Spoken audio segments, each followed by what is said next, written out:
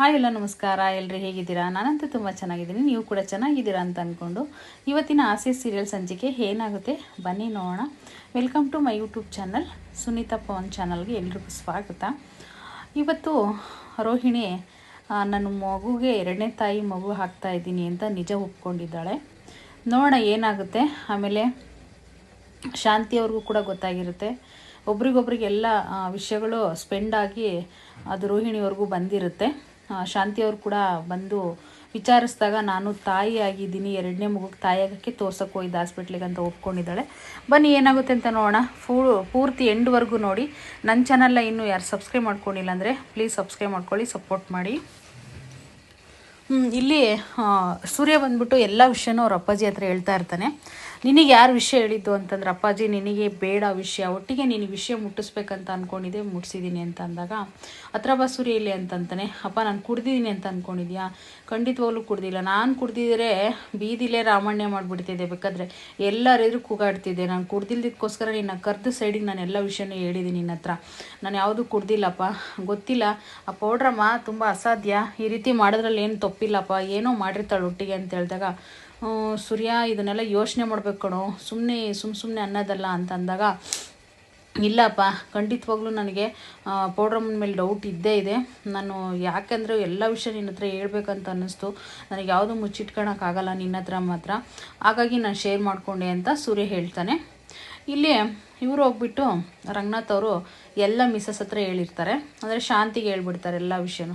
ಅವಳು full shock ಆಗಿಬಿಡ್ತಾಳೆ. ಏನ್ರಿ ನಿಜನೇನ್ರಿ ಅಂದಾಗ, ಹೌದು ಕಣೆ ಅಂತ ಅಂದಾಗ, ನಾನು ಈಗಲೇ ಕೇಳ್ತೀನಿ ಅವಳ ಗುಂಗ್ರಿನ ಅಂತ ಹೇಳ್ಬಿಟ್ಟು ಬರ್ತಾಳೆ. ಬೇಡ ಕಣೆ, ಸ್ವಲ್ಪ ತಾಳ್ಮೆಯಿಂದ ಇರು, ನೀನು ಬರೀ ತಾಳ್ಮೆ ಕೆಡಿಸ್ಕೊಂಡು ಏನೇನೋ ಎಲ್ಲ ಕೆಲಸ ಕೆಟ್ಟ ಮಾಡೋಕ್ಕೆ ಹೋಗಬೇಡ, ಸ್ವಲ್ಪ ತಾಳ್ಮೆಯಿಂದ ವೆಯ್ಟ್ ಮಾಡು ಅಂತ ಕೂಡ ಹೇಳ್ತಾನೆ. ಇಲ್ಲ ರೀ, ನನಗಂತೂ ಈ ವಿಷಯ ಕೇಳಿ ತುಂಬ ಶಾಕ್ ಆಗಿಬಿಟ್ಟಿದೆ, ಫಸ್ಟ್ ಹೋಗಿ ನಾನು ಅವಳ ಗುಂಗ್ರಿನ ಕೇಳಲೇಬೇಕು, ಕೇಳಿಲ್ಲ ಅಂದರೆ ನನಗೆ ಸಮಾಧಾನ ಆಗಲ್ಲ ಅಂತ ಕೂಡ ಹೇಳ್ತಾಳೆ. ಬೇಡ ನನ್ನ ಮಾತು ಕೇಳು ಅಂತ ರಿಕ್ವೆಸ್ಟ್ ಮಾಡ್ತಾನೆ. ಏನು ರಿಕ್ವೆಸ್ಟ್ ಮಾಡಿದ್ರು ರಂಗನಾಥ್ ಅವರು ಅವಳು ರಿಕ್ವೆಸ್ಟ್ ಆಗೋದೇ ಇಲ್ಲ, ಕೇಳ್ತೀನಿ ವಿಷಯನ, ಎಲ್ಲರ ಎದುರಿಗೂ ಕೇಳ್ತೀನಿ ಅಂತ ಹೇಳಿಬಿಟ್ಟು, ರೀ ನಿಮ್ಗೆ ಯಾರು ಹೇಳಿದ್ರಿ ಅಂತ ಕೇಳ್ತಾಳೆ. ಅದೆಲ್ಲ ನೀನು ಬೇಡದಿರೋ ವಿಷಯ, ನನಗೆ ಹೇಗೋ ಗೊತ್ತಾಯಿತು, ಒಟ್ಟಿಗೆ ಈ ರೀತಿ ಇದೆಯಂತೆ ಸಮಸ್ಯೆ ಅಂತ ಅಂದಾಗ ಅವಳಿಗೆ ಫುಲ್ಲು ಶಾಕ್ ಆಗಿಬಿಟ್ಟು, ಸರಿ ನಾನು ಎಲ್ಲರಿದ್ರು ಕೇಳ್ತೀನಿ ಅಂತ ಹೊರಗಡೆ ಬಂದೇ ಬಿಡ್ತಾಳೆ. ಎಷ್ಟು ರಂಗನಾಥ್ ಅವ್ರು ಬೇಡ ಬೇಡ ಅಂತ ಹಿಂದೆನೇ ಬರ್ತಾರೆ. ಹಿಂದೆಯಿಂದ ಬಂದರೂ ಕೂಡ ಬೇಡನಲ್ಲ. ಹೇ ಗುಂಗ್ರಿ ಬಾರೆ ಈಚೆ, ಬಾರೆ ಮನೋಜ ಎಲ್ಲಿದ್ದಳು ಕರಿಯೋ ಅಂತ ಅಂತಾರೆ. ಯಾಕಮ್ಮ ನಾನು ಇಲ್ಲೇ ಇದ್ದೀನಿ ಅಂತಂದಾಗ, ಫಸ್ಟ್ ನೀನು ಹೇಳ್ತೀನಿ ಕರಿ, ಗುಂಗ್ರಿಂಗ್ ಕರಿ ಇಲ್ಲಿ ಅಂತ ಕೂಗಾಡ್ತಾಳೆ. ಅವಾಗ ಎಲ್ರೂ ಶ್ರುತಿ ರವಿ ಎಲ್ಲರೂ ಹೊರಗಡೆ ಬರ್ತಾರೆ. ಅವಳು ಕೂಡ ಇಲ್ಲಿ ಬಂದು ಮನೋಜ ಕೇಳ್ತಾ ಇರ್ತಾನೆ, ಯಾಕಮ್ಮ ಇಷ್ಟೊಂದು ಕೂಗಾಡ್ತಿದ್ಯಾ ಅಂದರೆ, ನಿನ್ನೇನಾರು ಕೇಳಿದ್ನ ನಾನು, ಫಸ್ಟ್ ಗುಂಗ್ರಿಂಗ್ ಕರಿ ಅಂತ ಹೇಳಿದಾಗ ಈ ಸೂರ್ಯ ಕೂಡ ಹೊರಗಡೆ ಬರ್ತಾನೆ ಶಾಕಿಂದ. ಮೀನು ಕೂಡ ಹೊರಗಡೆ ಬರ್ತಾಳೆ. ಅವರು ಕೂಡ ಗುಂಗ್ರಿ ಅವರು ಕೂಡ ಬರ್ತಾರೆ. ಗುಂಗ್ರಿ ಅಂತಂದರೆ ಇಲ್ಲಿ ರೋಹಿಣಿ, ಅವಳು ಕೂಡ ಬರ್ತಾಳೆ. ಬಂದ ತಕ್ಷಣವೇ ಏನೇ ಅಂದ್ಕೊಂಡಿದ್ಯಾ ನೀನು, ಏನೇ ಸತ್ಯ ಮುಚ್ಚಿಟ್ಟಿದ್ಯಾ ಅಂತ ಜೋರಾಗಿ ಕೇಳ್ತಾಳೆ. ಏನತ್ತೆ ಅಂತ ಅಂದಾಗ, ಏನು ಹೇಳು, ಕರೆಕ್ಟಾಗಿ ಹೇಳು, ಸುಮ್ಮನೆ ಸುಳ್ಳು ಹೇಳ್ಬೇಡ ನನ್ನ ಹತ್ರ ಅಂತೇಳಿ ಏನು ಕಿರ್ಚಾಡ್ತಾಳೆ ಅವಳ ಜೊತೆಗೆ. ಎಷ್ಟೇ ಕಿರ್ಚಾಡಿದ್ರು ಕೂಡ ಅವಳು ಏನು ಒಪ್ಕೊಳ್ಳೋ ಪರಿಸ್ಥಿತಿಲಿ ಇರಲ್ಲ. ಮತ್ತು ನಿಜ ಹೇಳ್ತೀಯೋ ಹೇಳಲ್ವ, ಈಗ ಸತ್ಯ ಹೇಳು ಅಂತಂದು ಯಾವ ವಿಷಯದ ಬಗ್ಗೆ ಹೇಳಬೇಕತ್ತೆ ನಾನು ಅಂತ ಅಂದಾಗ, ನೀನು ಎರಡನೇ ತಾಯಿಗೆ ಮಗು ಆಗೋಕ್ಕೆ ಹಾಸ್ಪಿಟ್ಲಿಗೆ ಹೋಗಿರೋದು ನಿಜಾನಾ, ಹಾಸ್ಪಿಟ್ಲಿಗೆ ತೋರಿಸಿರೋದು ನಿಜಾನಾ ಅಂತ ಕೇಳ್ತಾರೆ. ಎಲ್ಲರೂ ಇರೋರೆಲ್ಲ ಶಾಕ್ ಆಗಿಬಿಡ್ತಾರೆ. ಅವಳು ಕೂಡ ತುಂಬ ಶಾಕ್ ಆಗ್ತಾಳೆ. ಮನೋಜ್ ಬಂದು, ಏನಮ್ಮ ನೀನು ಹಿಂಗೆ ಕೇಳ್ತಾ ಇದೆಯಾ, 1 ವರ್ಷ ಆಗಿಲ್ಲ ಇನ್ನೂ ಮದುವೆಯಾಗಿ, ಇಷ್ಟು ಬೇಗ ಎರಡನೇ ತಾಯಿ ಆಗೋಕ್ಕೆ ಸಾಧ್ಯನಾ, ಯಾಕಮ್ಮ ಈ ಥರ ಕೇಳ್ತೀನಿ, ನೀನು ಸೈಡಿಗೆ ಹೋಗು, ನಿನ್ನೇನಾದ್ರು ಕೇಳಿದ್ ನಾನು, ನೀನು ಸೈಡಿಗೆ ಹೋಗ್ಬೇಕಷ್ಟೇ, ನೀನು ಇಲ್ಲಿ ಬಂದು ಅಡ್ಡ ಹಾಕ್ಬಿಡ, ನೀನು ಸುಮ್ಮನೆ ಸೈಡಿಗೆ ಹೋಗು ಅಂತ ಹೇಳಿದಾಗ, ಕರೆಕ್ಟಾಗಿ ಹೇಳ್ತೀಯೋ ಹೇಳಲ್ವ ಈಗ ಅಂತ ಹೇಳ್ಬಿಟ್ಟು ತಲೆ ಚುಚ್ಕೊತಾಳೆ ಶಾಂತಿ. ಚುಚ್ಕೊಂಡು ಅವಳು ಹೋಗಿ ತಳ್ಳಿಬಿಡ್ತಾಳೆ. ಹೇಳ್ತೀಯೋ ಹೇಳಲ್ವ ನೀನು, ಈಗ ಹೇಳ್ತೀಯೋ ಹೇಳಲ್ವ ಅಂಥೇಳಿ ಕುಸ್ತಿಗೆ ಬಿದ್ದುಬಿಡ್ತಾಳೆ. ಆ ಕುಸ್ತಿ ಬಿದ್ದರೂ ಕೂಡ ರೋಹಿಣಿ ಅವ್ರ ಅತ್ತೆ, ಯಾಕತ್ತೆ ಇಷ್ಟೊಂದೆಲ್ಲ ರಾಮಾಯಣ ಮಾಡ್ತಿದ್ದೀರಾ, ನನ್ನೊಬ್ಬಳೇ ನೀವು ಕೇಳ್ಬೋದಿತ್ತಲ್ಲ, ಇಷ್ಟೊಂದು ಜನ ನಡಂತ್ರ ಈ ವಿಷಯನ ಕೇಳೋ ಅವಶ್ಯಕತೆ ಇತ್ತಾ ಅಂತ ಅಂದಾಗ, ನನಗೆ ಗೊತ್ತಿಲ್ಲ, ಎಲ್ಲರೆದುರಿಗೂ ಗೊತ್ತಾಗಬೇಕು ಈ ವಿಷಯ, ನೀನು ಹೇಳಲೇಬೇಕು ಇವಾಗ ಅಂತ ಪಟ್ಟಿಡ್ದು ಕೂತ್ಕೋತಾಳೆ. ಸೂರ್ಯ ಕೂಡ ರಂಗನಾಥ್ ಹತ್ರ ಬಂದ್ಬಿಟ್ಟು, ಏನಪ್ಪ ಇದು ಹೀಗಾಯಿತು ಅಂತ ಕೂಡ ಅವರು ಕೂಡ ಶಾಕ್ ಆಗಿಬಿಡ್ತಾರೆ. ಇಲ್ಲಿ ಮೀನವರಂತೂ ಗಡ ನಡುಗ್ತಾ ಇರ್ತಾರೆ, ಇದೇನು ಈ ರೀತಿ ಆಗೋಯ್ತಲ್ಲ ಅಂತ ಹೇಳ್ಬಿಟ್ಟು. ರವಿ ಅವರು ಕೂಡ ಅಷ್ಟೇ ಸಖತ್ತು ಶಾಕ್ ಆಗಿಬಿಡ್ತಾರೆ, ಈ ಸತ್ಯನ ಅರಿಸ್ಕೊಳ್ಳೋಕ್ಕೆ ಆಗ್ತಿಲ್ಲ ಅಂತ ಹೇಳ್ಬಿಟ್ಟು. ಆಮೇಲೆ ಇಲ್ಲಿ ಶಾಂತಿ ಜಾಸ್ತಿ ಜೋರು ಮಾಡಿ ಕೇಳಿದ್ರಿಂದ ಅವಳು ಕೂಡ ಹೌದು ನಾನು ಎರಡನೇ ತಾಯಿ ಆಗೋಕ್ಕೇನೆ ಹಾಸ್ಪಿಟ್ಲಿಗೆ ತೋರ್ಸೋಕೆ ಹೋಗಿದ್ದೆ ಅಂತ ನಿಜ ಒಪ್ಕೊಬಿಡ್ತಾಳೆ. ಒಪ್ಕೊಂಡ ತಕ್ಷಣ ಇರೋರೆಲ್ಲ ಶಾಕ್ ಆಗಿಬಿಡ್ತಾರೆ. ಶಾಕ್ ಆಗಿ ಅವಳು ಬಾಯಿಗೆ ಬಂದಂಗೆ ಶಾಂತಿ ಬೈದ್ಬಿಡ್ತಾಳೆ. ನಿನ್ಗೇನೇ ಆಗಿತ್ತು, ಈ ವಿಷಯ ನನ್ನ ಹತ್ರ ಮುಚ್ಚಿಟ್ಟಿದೆ ಅಂತಂದಾಗ, ಅತ್ತೆ ನನ್ನ ಕಷ್ಟನ ನೀವು ಯಾರೂ ಅರ್ಥ ಮಾಡ್ಕೊಳ್ಳಲ್ಲ, ನಾನು ಯಾಕೆ ಮುಚ್ಚಿಟ್ಟೆ ಏನು ಮಾಡಿದೆ ಅಂತ ಹೇಳ್ತೀನತ್ತೆ. ನಾನು 1-2 ತಿಂಗಳಿಂಚೆ ನಾನು ಪ್ರೆಗ್ನೆಂಟ್ ಆಗಿದ್ದೆ, ಆದರೆ ನಾನು ಯಾರಿಗೂ ಹೇಳಿರಲಿಲ್ಲ. ಅದು ನಮ್ಮ ಅಪ್ಪನ ಜೈಲಿಗೆ ಹಾಕ್ಸಿದ್ರಲ್ಲ ಆ ಟೈಮಲ್ಲಿ, ಆ ಟೆನ್ಷನಲ್ಲಿ ಚಿಂತೆ ಮಾಡಿ ಮಾಡಿ ಮಾಡಿ ಮಾಡಿ ನಾನು ಪ್ರೆಗ್ನೆಂಟ್ ಆಗಿದ್ನಲ್ವ, ಅದು ನನಗೆ ಅಬಾರ್ಷನ್ ಆಗೋಯ್ತತ್ತೆ ಅಂತ ಹೇಳಿದ ತಕ್ಷಣ ಎಲ್ಲರೂ ಶಾಕ್ ಆಗಿಬಿಡ್ತಾರೆ. ಇಲ್ಲಿ ಎಷ್ಟು ಶಾಕ್ ಆಗ್ತಾರೆ ಅಂತಂದರೆ ಎಲ್ಲರೂ ಕಣ್ಣೀರು ಹಾಕೋ ಥರ ಶಾಕ್ ಆಗ್ತಾರೆ. ಆವಾಗ ಇನ್ನೇನು ಎಲ್ಲರೂ ಒಂದು ಕಡೆಯಿಂದ ಸಿಕ್ಕಾಬಟ್ಟೆ ಅಳ್ತಾರೆ, ಒಂದು ಕಡೆಯಿಂದನೂ ಈ ಥರ ಪ್ರಾಬ್ಲಮ್ ಆಗಿದೆ ನಮ್ಮ ವಂಶದ ಕುಡಿ ಈಗಾದ, ನಮ್ಗೆ ಯಾಕೆ ಹೇಳಿಲ್ಲ ನೀನು, ಎಲ್ಲರಿಗೂ ಹೇಳ್ಬೋದಿತ್ತಲ್ವ, ನೀನು ಯಾಕೆ ಮುಚ್ಚಿಡಕ್ಕೆ ಹೋದೆ ಅಂತಂದಾಗ, ಅತ್ತೆ ಈ ನೋವು ನಿಮಗೂ ಕೂಡ ಆಗುತ್ತೆ, ಇವಾಗ ನೋಡಿ ಯಾವ ರೀತಿ ನೋವಾಗಿದೆ ಅಂತಂದರೆ ಆ ರೀತಿ ಕೂಡ ಆಗುತ್ತೆ ಅಂತೇಳ್ಬಿಟ್ಟು ಈ ವಿಷಯನ ಮುಚ್ಚಿಟ್ಟು ನಾನು ಒಬ್ಬಳೇ ನೋವು ತಿಂದೆ ಅತ್ತೆ, ಬೇಜಾರು ಮಾಡ್ಕೊಬಿಡಿ, ಸಾರಿ ಅತ್ತೆ ಅಂತೇಳಿ ಕನ್ವಿನ್ಸ್ ಆಗ್ತಾಳೆ. ಇಲ್ಲಿ ಮೀನಾ ಕೂಡ ಅಷ್ಟೇ ಟೆನ್ಷನ್ ಮಾಡ್ಕೊತಾರೆ, ಅಬಾರ್ಷನ್ ಆಗಿತ್ತು ಅಂದ ತಕ್ಷಣನೇ. ಇಲ್ಲಿರೋರೆಲ್ಲ ಪೂರ್ತಿ ಅವರೆಲ್ಲ ಫ್ಯಾಮಿಲಿ ಏನಿದೆಯೋ ಅವರೆಲ್ಲ ಫುಲ್ಲು ರವಿ ಆಗಿರ್ಬೋದು, ಶ್ರುತಿ, ರಂಗನಾಥ್ ಎಲ್ಲರೂ ಟೆನ್ಷನ್ ಮಾಡ್ಕೊತಾರೆ. ಟೆನ್ಷನ್ ಮಾಡ್ಕೊಂಡ ತಕ್ಷಣವೇ ನಾನು ಮನೋಜ್ಗೆ ತಾಯಿ ಆಗಿದೆ ಅತ್ತೆ, ಮದುವೆಗಿಂತ ಏನು ಮುಂಚೆ ತಾಯಿ ಆಗಿಲ್ಲ ನಾನು ಅಂತ ಹೇಳ್ಬಿಟ್ಟು ಇದು ಮಾಡ್ತಾಳೆ. ಹಂಗಂದ ತಕ್ಷಣವೇ ಎಲ್ಲರೂ ಇರೋರೆಲ್ಲ ಶಾಕ್ ಆಗಿಬಿಟ್ಟು ಇದೇನು ಈ ರೀತಿ ಆಗೋಗಿದೆ, ಒಂದು ಮಾತು ವಿಷಯ ತಿಳಿಸ್ಬೇಕಲ್ಲಮ್ಮ ನೀನು ಅಂತಂದಾಗ, ಇಲ್ಲ ಅತ್ತೆ ನನಗೆ ಹೇಳೋಕ್ಕಾಗ್ತಿಲ್ಲ, ಅದಕ್ಕೋಸ್ಕರ ನಾನು ಈ ರೀತಿ ಆದೆ ಅಂತಂದ. ರಂಗನಾಥ್ ಇದ್ಕೊಂಡು, ಅಲ್ಲ ಕಣಮ್ಮ ನೀನು ಈ ರೀತಿ ಆದಾಗ ಒಂದು ವಿಷಯನಾದರೂ ನಮಗೆ ತಿಳಿಸ್ಬೋದಿತ್ತಲ್ವ, ನೀನು ಯಾಕಮ್ಮ ಮುಚ್ಚಿಡಕ್ಕೆ ಹೋದೆ ಅಂತ ಕೇಳಿದಾಗ, ಇಲ್ಲಮ್ಮವ ಅವಾಗಾಗಿರೋ ನೋವು ಈಗ ಕೂಡ ಆಯ್ತಲ್ವ, ಹಾಗಾಗಿ ನಾನು ಆ ನೋವು ಆಗೋದು ಬೇಡ ಅಂತ ಒಬ್ಬಳೇ ಅನುಭವಿಸ್ದೆ, ನನ್ನ ಸಂಕಟ ನನ್ನ ನೋವನ್ನ ನಾನೊಬ್ಬಳೇ ಫೇಸ್ ಮಾಡಿದೆ, ಯಾರ ಹತ್ರನೂ ಶೇರ್ ಮಾಡ್ಕೊಳ್ಳಿಲ್ಲ ಅಂತಂದಾಗ ಮನೋಜ್ ಇದ್ಕೊಂಡು ಅಳ್ತಾ ಇರ್ತಾನೆ.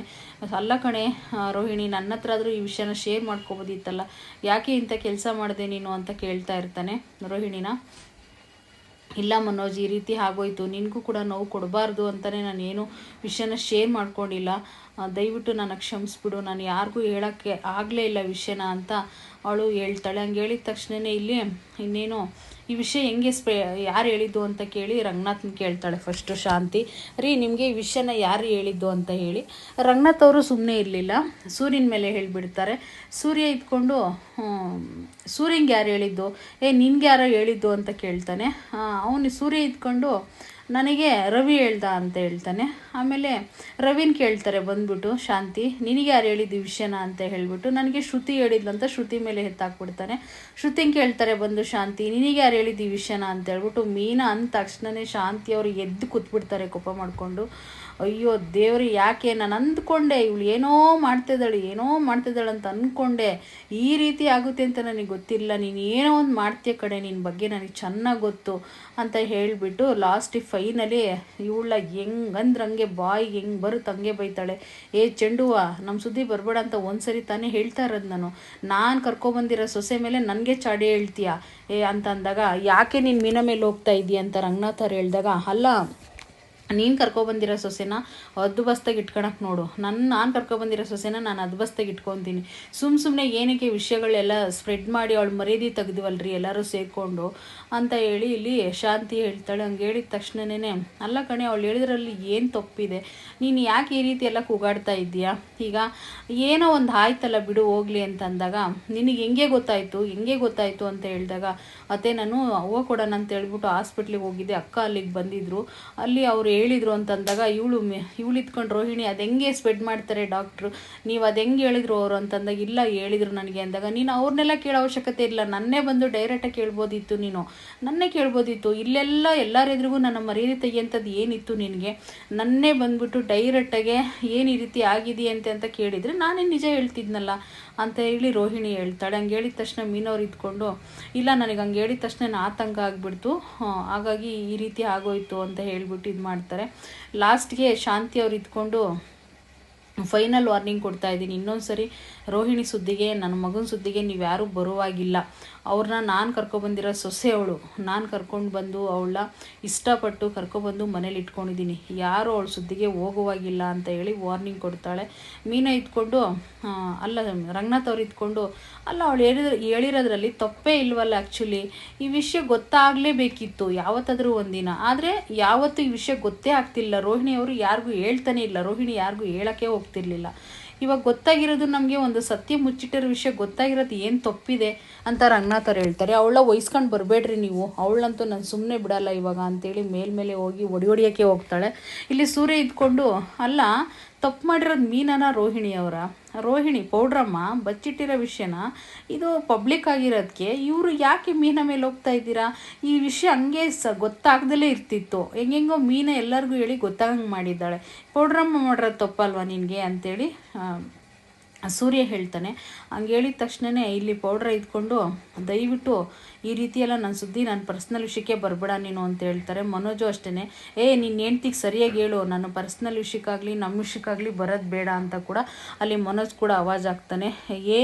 ನಿಮ್ಮ ವಿಷಯಕ್ಕೆ ಬಂದು ನಾನು ಏನೋ ಮಾಡಿದ್ದೀನಿ, ಅವಳಿರೋ ವಿಷಯ ಹೇಳಿದಾಳೆ ಅಷ್ಟೇ ಅಂತ ಹೇಳ್ತಾಳೆ. ರಂಗನಾಥ್ ಇದ್ಕೊಂಡು ಹೌದು ಅವಳು ಯಾವತ್ತೂ ಕರೆಕ್ಟಾಗಿ ಇರ್ತಾಳೆ, ಮೀನಾ ಕರೆಕ್ಟಾಗೆ ಮಾಡ್ತಾಳೆ, ಅವಳು ಯಾವ ತಪ್ಪು ಮಾಡಿದಾಳಂತ ಅವಳ ವಿಷಯಕ್ಕೆ ಹೋಗ್ತಾ ಇದ್ರೆ ನೀವೆಲ್ಲ, ಇದು ಯಾವತ್ತಿದ್ರೂ ಒಂದಿನ ಗೊತ್ತಾಗೋ ವಿಷಯನೇ, ಹಾಗಾಗಿ ಗೊತ್ತಾಗಿದೆ ಅಂತ ಕೂಡ ರಂಗನಾಥ್ ಅವ್ರು ಹೇಳ್ತಾರೆ. ಮನೋಜ್ ಅಷ್ಟೇ ಕೂಗಾಡ್ತಾ ಇರ್ತಾನೆ, ನನ್ನ ಹೆಂಡ್ತಿ ವಿಷಯಕ್ಕೆ ನನ್ನ ವಿಷಯಕ್ಕೆ ನೀವು ಯಾರೂ ಬರುವಾಗಿಲ್ಲ, ನಮ್ಮ ಪರ್ಸ್ನಲ್ ವಿಷಯಕ್ಕೆ ನಾವು ಹಾಗೆ ಬರ್ತೀವ ಅಂತ ಕೂಡ ಹೇಳ್ತಾನೆ. ಹಂಗೆ ಹೇಳಿದ ತಕ್ಷಣವೇ ಇಲ್ಲಿ ಮೀನ ಹತ್ರ ಬಂದ್ಬಿಟ್ಟು last and first and warning ನಿನಗೆ, ಚೆಂಡುವ ನೀನೇನಾದರೂ ನನ್ನ ಸೊಸೆ ವಿಷಯಕ್ಕೆ ನನ್ನ ಮಗನ ವಿಷಯಕ್ಕೆ ಬಂದೆ ಅಂತಂದರೆ ಸರಿ ಇರಲ್ಲ ಅಂತೇಳಿ ಇಲ್ಲಿ ಶಾಂತಿ ಅವ್ರು ಹೇಳ್ತಾರೆ. ಹಂಗೆ ಹೇಳಿದ ತಕ್ಷಣವೇ ಫುಲ್ಲು ಶಾಕ್ ಆಗಿಬಿಡ್ತಾಳೆ ಅವಳು ಕೂಡ.